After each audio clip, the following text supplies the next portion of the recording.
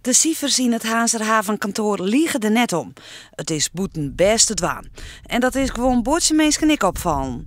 Tel daarbij op dat Skilge goed bezield is, dan is het net vreemd dat het relatief druk is op de Waadzee. Want winterzielen, dat had wel wat. Gisteren was het echt een prachtige zeildag. Het was gewoon 13, 14 graden in windkracht 4. En een blauwe hemel.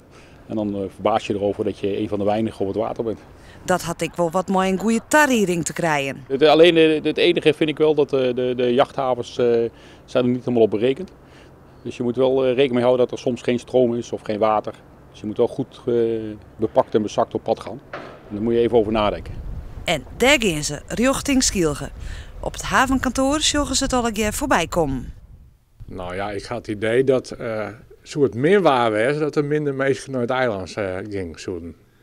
Dus het had wel effect, denk ik. De mensen die uit de Noorderhaven verlitten haar meestentijd al wat ondervinding met de winterwettersport. Wij gaan met Christen Oudenij, of met Oudenij gaan we er eigenlijk altijd op uit. Met vrienden, vriendjes. En dan binnen onderwijs naar de Schelling. Benauwd dat het daar toch het mooie waar zo druk wordt dat er aan geen plak meer is, dat is er net. Ja, ze voor u is altijd wel een plakje. Zo hadden we altijd wel een beetje rekening mee. Met daar is nog wel een belly, maar dan komt het wel klaar. Ja.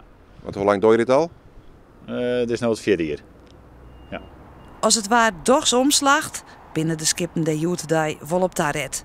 Jachten die hebben de neiging te groeien. Het was vroeger 9, 10 meter een hele mooie maat. Tegenwoordig is dat 12, 14 meter. Dat is eigenlijk te standaard. En er komt steeds meer comfort aan boord. En dus ook verwarming.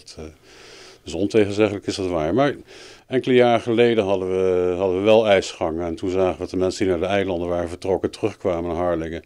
Hier in de haven vastkwamen te zitten in het ijs. En in de eerste weken eigenlijk niet verder konden.